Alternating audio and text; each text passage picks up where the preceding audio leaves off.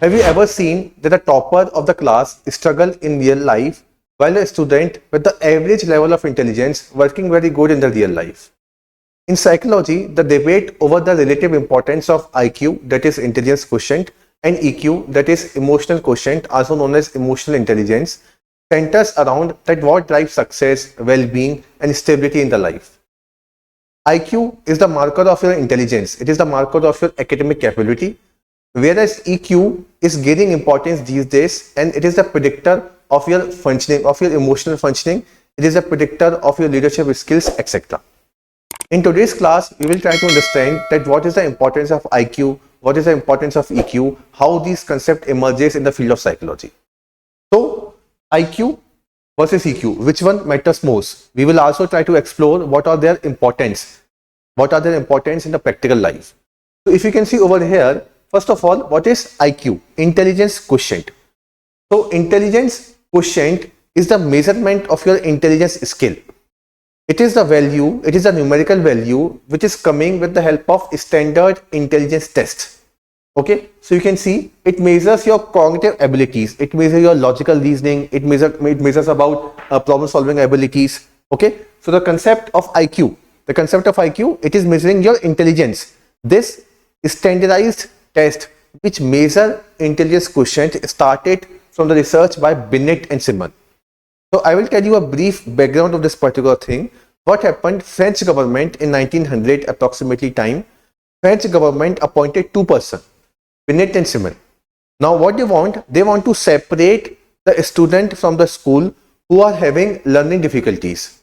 They want to separate them. Why? Because they can give them special education. So for them, Binet and Simon, they developed one standard test which is also known as IQ test, which was later on carried forward by Talman also. So three names are there: Binet, Simon and Talman. Talman is not written over here, but Talman is also related to the same thing. Okay, so whenever you will read the chapter of intelligence, so in chapter of intelligence there are two things. There are few people who talk about the concept of IQ like Binet, Simon, Talman, Wechsler, etc. Then there are few people who talk about the conceptual clarity about the IQ, what IQ is, what intelligence is. So for this, there are persons like Spearman, Thurston, Gardner, etc. Like Spearman. So Spearman G factor talk about what actually is intelligence, concept. And Binet, Simon, Talman, they talk about the measurement part. Okay, how it can be valued, how it can be measured.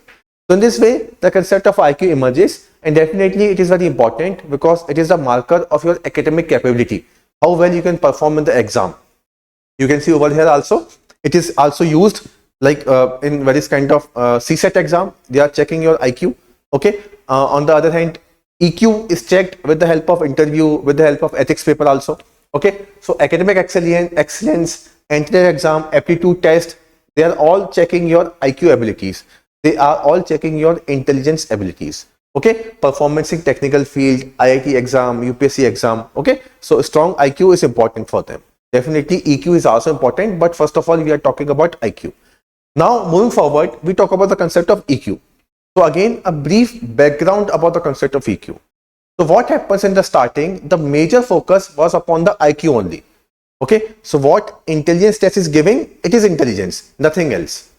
Okay, so if you are getting a good score, then you are intelligent. If you are not getting a good score, then you are not intelligent or intellectually disabled. If you are getting a very good score, then definitely you are a gifted one, gifted child. So this is what the criteria in the initial time. But what happened, I just told you that some people are also developing the definition of intelligence. Spearman comes, after this Thurston, Thorndike, various people come forward. So Spearman talks about general intelligence. Now after this, other researchers come forward like Thorndike. Thorndike for the first time introduced the concept of social intelligence. That social intelligence is also very important. How well you are connected with the society is also very important. After this, very important person, Gardner will come. Gardner has given the concept of multiple intelligence. That there are multiple types of intelligence. You could be mathematical intelligent, you could be spatial intelligent, you could be verbal intelligent. In the same way, some people could be intrapersonal or interpersonal intelligence. Now, interpersonal and intrapersonal intelligence is talking about knowing ourselves, knowing other person. Okay, so it is actually what emotional intelligence which we are reading today. But this concept emerges from Thorndike social intelligence, from Gardner intrapersonal and interpersonal intelligence.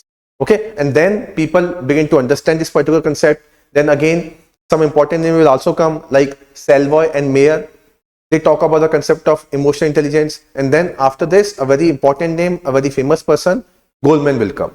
Okay, so we will see about this. Defined by Daniel Goleman. He is the first person who actually defined the definition of emotional intelligence in a proper way. So it is the ability to understand, manage, and express your emotion. Okay, so you are able to understand yourself, you are able to manage yourself, and you are able to understand others also. So basically, 5 criteria are there according to Daniel Goleman. What are these 5 criteria? You can see on the screen also. The first one is self-awareness. You must aware about your own self. आपको खुद अपने बारे में तो पता होना चाहिए ना. Then self-regulate. You can regulate your emotion. Motivate. You can motivate yourself. Not only for for money or for such kind of thing. Intrinsic motivation should be there. Then empathy. Ability to understand other person. Ability to think from their perspective. उनके जूतों में झांक के देखना, उनके shoes में झांक के देखना, कैसा वो महसूस कर रहे हैं उस चीज को. And then social skills, how worse you are in the social skills, how well you are in the social skills. So these 5 parameters are very important if we are talking about the concept of emotional intelligence. Okay, now it is not talking about academic things, logical reasoning, etc., problem solving abilities, some cues is not there. These are social things, okay, about your emotions. Now this is what very important these days. You can see in the field of leadership also, you can see in the field of education also. Okay, because it's a competitive atmosphere everywhere. So if you are performing well in the academic, in the IQ test, it is not sufficient. It is also required that you can manage your emotion. It is also required that you can understand others' emotion. Okay, so this is Daniel Goleman, who has actually formalized the definition of intelligence. He has a book is also there by the name of Goleman, Emotional Intelligence.